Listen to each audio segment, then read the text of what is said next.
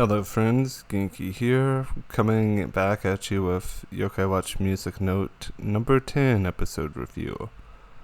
The episode titles are Contrarioni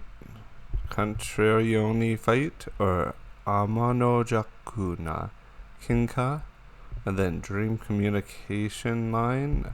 The name is Tenji, or you may know Sushin Kaisen Sono na Mo Tenji, and then Yokai Nya Experience, or Yokai Nya Taiken, and then we have the Koma 4Com, and then we had that press conference slang for the children's art, and then we have the Yokai Gekijo Ninja Yashiki, or Ninja Mission Yokai Theater. And I do need to get some things out here for you guys. I want to apologize for content being late. I was away all of last week, therefore I could not really accurately record. I apologize. I am currently in a situation where our house has had some renovations going on, so I'll be a little bit inconsistent, but we're working to get back to it. So just bear with me, we'll get back up to speed. I think I'm an episode or two behind, I apologize again, but now on to the episode. This episode starts off with dodgeball, as every episode should. Basically, PE class, a dodgeball war between Nate, Keita-kun, and Kuma, Nate and Bear, resulting in both Keita and Kuma being hit with dodgeballs and unwilling to apologize.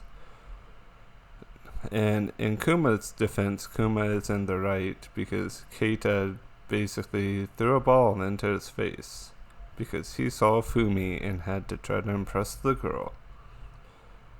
But with everything going on, it turns out that Keita was inspirited by Contraoni?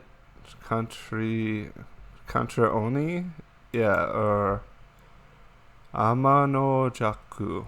Man, I wish localization would have left some of these just as the Japanese name. But as this episode progressed and as apologies tried to be uttered, to no success, Keita ate a rotten orange, and I think he soiled himself. Yeah, he soiled himself and had to switch to the gym outfit.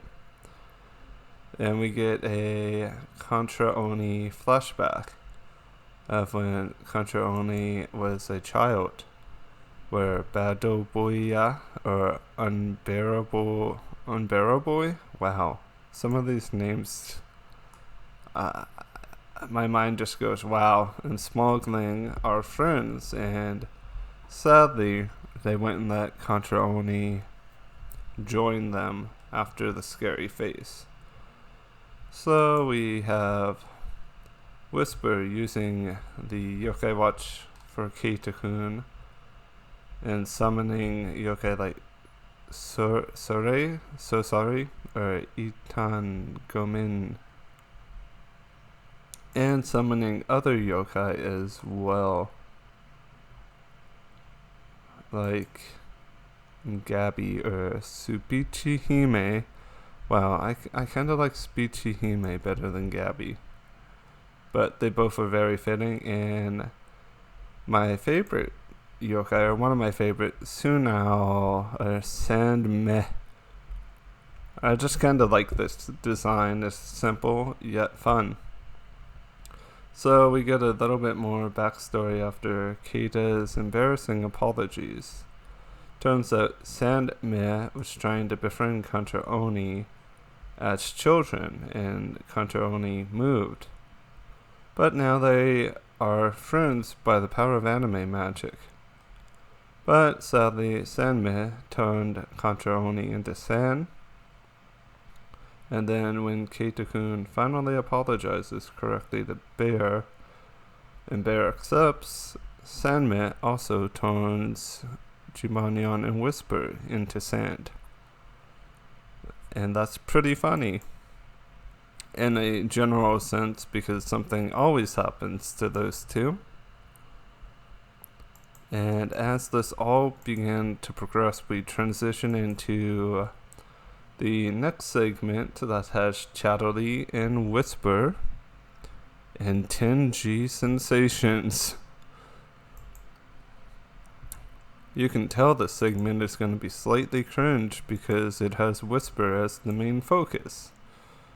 Basically, Whisper goes into a store looking for 5G internet service or mobile service, but it's talked into 10G. I wonder what those other G's are for, because there's only 5G right now. They are the following: Hungorge, Robogramps, Audibloom, Hungramps, Super Size Gramps, Flash T-Tash, Grainpaw, Old Fortune, Green Gramps, and Mr. Typo. Oh, that really is a yokai name, Mr. Typo. So Whisper thought he got a deal getting 10G. I think Chatterley hustled him. But the grandpas basically caused some mayhem, eating all of Keita's family's food, taking up all of the space in the house, having a cherry blossom party, eating plates, XYZ and every other thing we can think of. And what ends up happening is Keita ends up returning to his house, and the house collapses. Luckily, Jibanyan is napping on the porch in the back, so everything's good, I guess.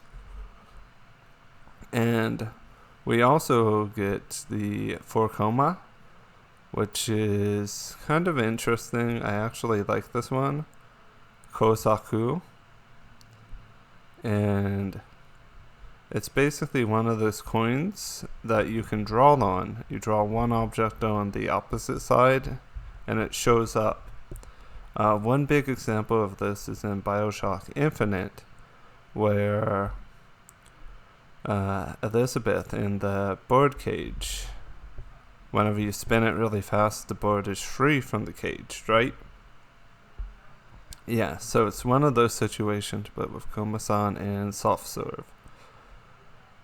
And as the episode transitions on, we go to the ninja mission, which has Jibanyan and Koma-san both co-starring in it. And they both fall victim to traps. What can I say? They like Chocobo and ice cream way too much, or soft serve. Overall, this episode was okay. Didn't hate it. Didn't exactly love it, but it was good in a general sense. It still makes Keita look kind of bad. But we have to remember Keita is pretty young, elementary school kid age. So certain levels of maturity we should not expect. Then again, this is also level 5. So we have to think about their consistency and their input on what the anime studio does.